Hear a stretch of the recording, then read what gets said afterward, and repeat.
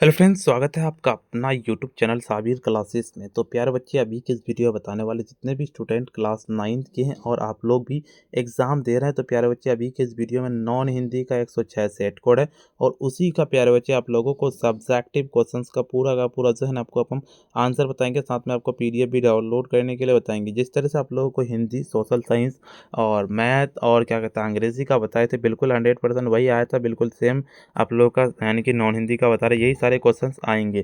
3 घंटा 15 मिनट का टाइम मिलेगा, 100 नंबर का एग्जाम होगा।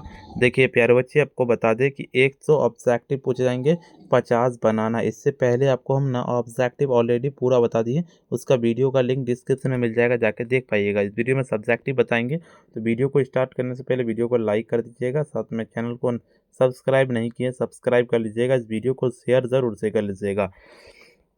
तो चलिए सब्जेक्टिव क्वेश्चन की ओर चलते हैं। सब्जेक्टिव क्वेश्चन पढ़ेंगे, उसके बाद इसका हम ना आपको पूरा का पूरा हम आंसर भी बताएंगे इसी वीडियो में, तो घबराइए मत, वीडियो को देख के जाइएगा। पहला नंबर क्वेश्चन कहता है, निम्नलिखित गद्यांशों में से किसी एक गद्यांश को पढ़कर दिए गए प्रश्नों का उत्तर दें। देखिए ये वाला गद्यांश दिया हुआ है, आप गद्यांश को पूरा का पूरा पढ़ सकते हैं, ठीक है। गद्यांश दिया हुआ है और इसमें भी गद्यांश वाला देखिए वही वाला दिया हुआ क्वेश्चन पढ़ेंगे। रामपुर वह कहाँ था, रामपुर वह का कहता ध्वस्त संकोच संबंधों का क्या था। कहता गंडक नदी के किनारे कौन कौन स्थल था। कहता नंदन नगर गर विशाल स्तूप मुकाबला कहाँ कर सकता था। कहता लोरिया नंदनगढ़ से ही स्तंभ किसका बनाया हुआ था। देखिए उसका दूसरा नंबर का देख लीजिए, आपका यहाँ पे दिया हुआ है, गद्यांश पढ़ लेना है। इसका क्वेश्चन पढ़ेंगे, प्रगतिशील कविता किसका आह्वान करती है। भारत के प्रगतिशील लेखक के संघ स्थापना कब और किन के प्रयासों से हुई है। प्रगतिशील लेखक संघ का पहला अधिवेशन कहाँ संपन्न हुआ और उस अधिवेशन का प्रेमचंद ने क्या किया है। प्रगतिशील साहित्य किस प्रकार का साहित्य है। देख ली पूरा का पूरा क्वेश्चन देंगे। और कवि भूषण के किस रस में कवि और वह उनके कथा आश्रय में रहे और कवि भूषण किनके सगे भाई के रूप में प्रसिद्ध है। और कवि भूषण रचित ग्रंथों के नाम लिखें। कवि भूषण की कविता में किसका सहयोग है और कवि भूषण के अनुभव जगत का आधार क्या है। तीसरा नंबर देखिए, इन निम्नलिखित में से किसी एक विषय पर 250 से 300 शब्दों में निबंध लिखे। खेलकूद का महत्व, भारतीय किसान, मेरे प्रिय नेता, वसंत ऋतु, अनुशासन का महत्व। देखिए अपने जारे की छुट्टी कैसे बिताई ये बताते हुए अपने मित्र के पास एक पत्र लिखिए, अथवा में किस रोमांचक क्रिकेट मंच के बारे में दो मित्रों के बीच संवाद लिखे। देखिए आपका दिया हुआ है कि किन्हीं 5 प्रश्नों का उत्तर दे, ठीक है। देखिए आर्यभट्ट ने कौन कौन सी खोज की और ह्वेनसांग भारत के कहाँ आना चाहते थे। सोना को कहता है छोटे बच्चों को क्या क्यों अच्छे लगने लगते थे। पृथ्वी को प्रदूषण से बचाने के लिए आप क्या कर सकते हैं। माँ मोहन एक ऐसे कहानी कहने पर क्यों घबरा रही थी। हिमसुक शीर्षक पाठ के अवध नरेश राजकुमारों के परीक्षा क्यों लेना चाहते थे। शक्ति और क्षमा शीर्षक कविता के माध्यम से हमें क्या सीख मिलती है। निम्नलिखित में से किसी एक प्रश्न का उत्तर दें, यानी कि यशस्विनी शीर्षक कविता का सारांश लिखें। संदर्भ व्याख्या कीजिए। जीवन में सफल होने के परिणाम प्राप्त करने के लिए तुम्हें 3 प्रमुख शक्तिशाली ताकतों का समझना चाहिए। इच्छा, आस्था और उम्मीदों। देखिए चलिए पहले से आपको इसका नाम आपको बताते हैं पूरा का पूरा। देखिए रामपुरवा का यानी कि लिखेंगे रामपुरवा चंपारण के कहता है भितोरवा के पास स्थित था। रामपुरवा के ध्वस्त अशोक स्तंभों पर क्या था। तो रामपुरवा के ध्वस्त परे 2 अशोक स्तंभों में से एक पर सिंह था और दूसरे पर बैल था। कहता है गंडक नदी के किनारे कौन कौन स्थल थे। तो गंडक नदी के किनारे कुशीनगर, लड़िया, नंदनगढ़, अरेज और केसरिया, चाणक्यगढ़ और कहता है वैशाली नामक बौद्ध स्थल था। कहता है नंदनगढ़ विशाल स्तूप का मुकाबला केवल जावा और बरदूर का मंदिर ही कर सकता है। और कहता है लोरिया नंदनगढ़ सिंह स्तंभ किसका बनाया हुआ है। अंकित लेखों में किसका क्या कहता है प्रतिपाटन है। तो यह सिंह स्तंभ अशोक का बनाया हुआ है और इस स्तंभ का अंकित लेखकों में शासन के सिद्धांतों का प्रतिपादन किया गया है। देखिए गद्यांशों को पढ़कर आधारित है। पहला क्वेश्चन देखिए क्या कह रहा है कि प्रगतिशील कविता समाज की रूढ़ियों, भेदभाव, पिछड़ेपन का तमाम कहता विसंगतियों का मुक्त का आह्वान करती है।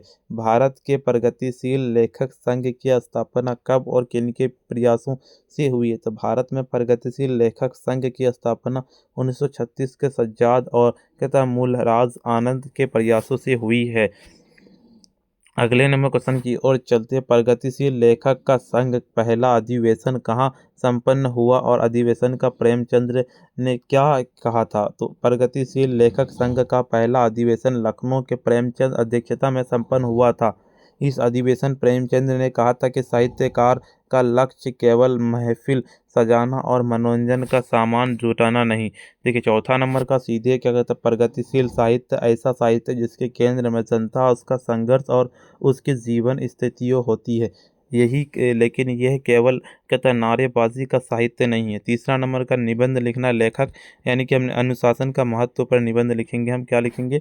देखिए आपको इसका लिखना पूरा का पूरा अनुशासन का महत्व। अनुशासन दो शब्दों से मिलकर बना और अनु प्लस शासन, जिसका अर्थ है कि कहता है नियमों का पालन करना और अपने जीवन को एक व्यवस्थित ढंग से जीना। प्राकृतिक लेकर मानव जीवन का हर जगह अनुशासन का बहुत बड़ा महत्व। सूर्य समय उगना, ऋषियों के बदलना, ये सभी प्राकृतिक के अनुशासन के ही उदाहरण है। विद्यार्थी जीवन अनुशासन सफलता का पहली सीढ़ी। जो विद्यार्थी समय पर उठता है और समय पर पढ़ाई करता है और अपने कहता गुरुजनों वह बड़ों का आदर करता है, वह जीवन में हमेशा लक्ष्य को प्राप्त करता है। अनुशासनहीनता व्यक्ति के पतन की और क्या कहता है ले जाने। जिस पर समाज या देश का अनुशासन नहीं होता वह कहता अराजकता फैल जाती है।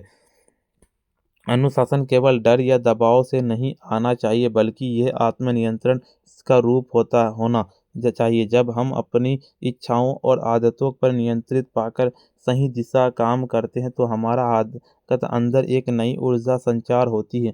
खेल का मैदान में, विद्यालय से दफ्तर, बिना नियमों का अनुशासन के कई भी कार्य सफलतापूर्वक नहीं करता है। अनुशासन का वह पुल जो हमारे लक्ष्य और हमारी सफलताओं के बीच बना, यह हमें एक सभ्य जिम्मेदार नागरिक बनाता है। ये हमें बचपन से ही अपने जीवन के अनुशासन को अपनाना चाहिए। देखिए इसके बाद लिखना है कि अपने जाड़े की छुट्टी कैसे बिताई, यह बताते हुए अपने मित्र के पास एक पत्र लिखें। तो लिखना है कि परीक्षा भवन दिनांक आपको लिख देना अपना, ठीक है। हम लिख दिए 19 मार्च लिख दिए, आपको अपना लिख देना, ठीक है, 20 मार्च का।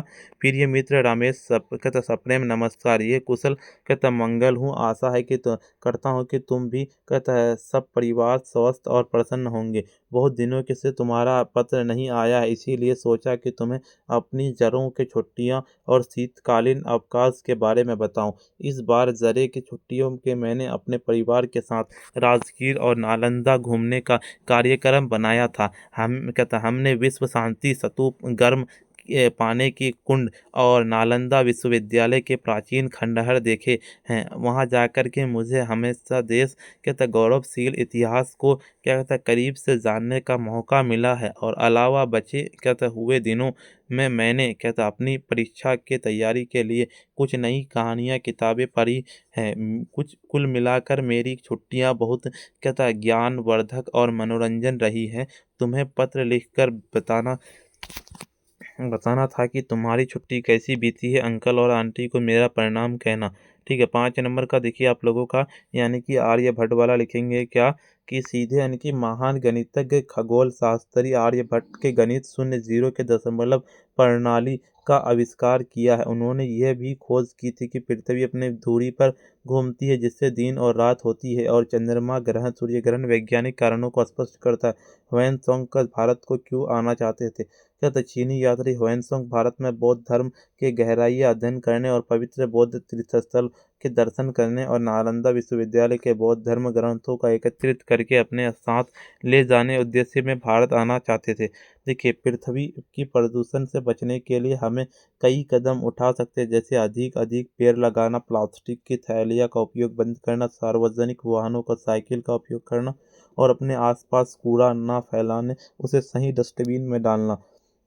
माँ मोहन ऐसे ऐसे कहानी क्यों घबरा रही है? तो माँ इसीलिए घबरा रही थी क्योंकि मोहन केवल पेट पर हाथ रखकर ऐसे हो कहता है ऐसे हो यानी कि रो होगा रहा था, कह रहा था कि लेकिन वह अपनी बीमारी स्पष्ट नामकरण नहीं बता पा रहा था। तो माँ को डर था कि कहीं वह नई और बहुत भयानक बीमारी तो नहीं जिसका इलाज मुश्किल ना हो। देखिए 54 के अवध नरेश बुद्ध के हो चुके हैं, चाहते हैं कि राज्य के बागडोर और योग्य के बुद्धि पर कहता आपका प्रजा पालक राजाओं के जय, और इसीलिए यह तय करने के लिए कि सभी पुत्रों को सबसे कहता योग्य उत्तराधिकार कौन उन्हें राजकुमारों की परीक्षा ले। देखिए छठा नंबर का सीधे आप लोगों को लिखना है क्या आपको, देखिए यहाँ पे ना छठा नंबर का पूरा लिख देना है। प्रस्तुत पंक्ति का ये वाला ठीक है, ये वाला क्वेश्चन यानी कि ये प्रस्तुत पंक्ति जो दिया अब्दुल कलाम जीवन वृत्तांत से ली गई है पंक्ति का कलाम साहब ने अपने बच्चे शिक्षक और अपने अनुभवों के माध्यम से सफलता के मूल मंत्र को बता रहा है। देखिए व्याख्या इन इच्छा किसी काम को करने से पहले व्यक्ति के अंदर पाने की तीव्र इच्छा होनी चाहिए, बिना लक्ष्य के प्रबल इच्छा कुछ हासिल नहीं होती है। आस्था केवल इच्छा होना काफी नहीं है, खुद को ईश्वर की पूर्ण आस्था यानी कि विश्वास होना चाहिए कि वह कार्य कर सकता है। और इसका लिख देना कि उम्मीदें यानी कि हमेशा सकारात्मक परिणाम उम्मीदें लिखना है बिल्कुल। देखिए इससे पहले आपको जो है ना ऑब्जेक्टिव हम बता दिए, ऑब्जेक्टिव नहीं देखें उसका वीडियो का लिंक डिस्क्रिप्शन में दे दिए, जाके देख लेना। और सब्जेक्टिव भी बता दिए, तो आपको ऑब्जेक्टिव प्लस सब्जेक्टिव का जो है ना पीडीएफ कहाँ से आप इसका डाउनलोड कर पाइएगा वो बताते हैं। उससे पहले वीडियो पे नए आए हैं वीडियो को लाइक कर लीजिए, साथ में अगर आप चैनल को सब्सक्राइब नहीं किए सब्सक्राइब कर लीजिए, इस वीडियो को शेयर नहीं किए शेयर कर दीजिए। चलिए इसका पीडीएफ कहाँ से डाउनलोड कर पाइएगा वो बताते हैं। पीडीएफ को डाउनलोड करने के लिए आपको अपने फ़ोन के गूगल या क्रोम ब्राउज़र पास जाना, सिंपली आपको आकर के सर्च करना पड़ेगा। कहता है sabirclasses.com, इस तरह से लिखना है, सिंपली लिख के जैसे सर्च किए इस तरह का ऊपर की ओर चलेंगे आपको स्क्रॉल डाउन करते हुए क्लास 9th का मिलेगा, साइंस का, यहाँ पे नॉन हिंदी का, यहाँ पे संस्कृत का। नॉन हिंदी का डाउनलोड करना, नॉन हिंदी पर क्लिक करेंगे, ऊपर की ओर चलेंगे स्क्रॉल डाउन करते हुए आपको यहाँ पे आकर के सबसे पहले आपको WhatsApp, Telegram, YouTube, Instagram, Facebook पे सारा ज्वाइन कर लेना। ऊपर की ओर चलेंगे स्क्रॉल डाउन करते हुए आपको ऑब्जेक्टिव का आंसर की यहाँ अपडेट कर दिए, जाके आप देख पाइएगा। ऊपर की ओर चलेंगे आपको नॉन हिंदी का जो है ना सब्जेक्टिव डाउनलोड करना होगा, तो डाउनलोड सब्जेक्टिव पे आप यहाँ पे क्लिक कीजिएगा, ठीक है प्यारे बच्चे। और देखिए यहाँ पे आप लोगों को पूरा का पूरा ऑल सब्जेक्ट का यहाँ पे मिल जाएगा, आप इस पे देख सकते हैं। ऊपर की ओर चलना है स्क्रॉल डाउन करते हुए आपको यहाँ पे भी मिल जाएगा, जाके आप डाउनलोड कर लीजिए प्यारे बच्चे। देखिए अभी तक वीडियो को लाइक नहीं किए वीडियो को लाइक कर दीजिए, साथ में चैनल को सब्सक्राइब नहीं किए सब्सक्राइब कर लीजिए, इस वीडियो को शेयर नहीं किए शेयर कर दीजिए प्यारे बच्चे। तो ऑब्जेक्टिव जाके देख लीजिए, फिर मिलते हैं हम नेक्स्ट वीडियो, जब देख के लिए इतना ही।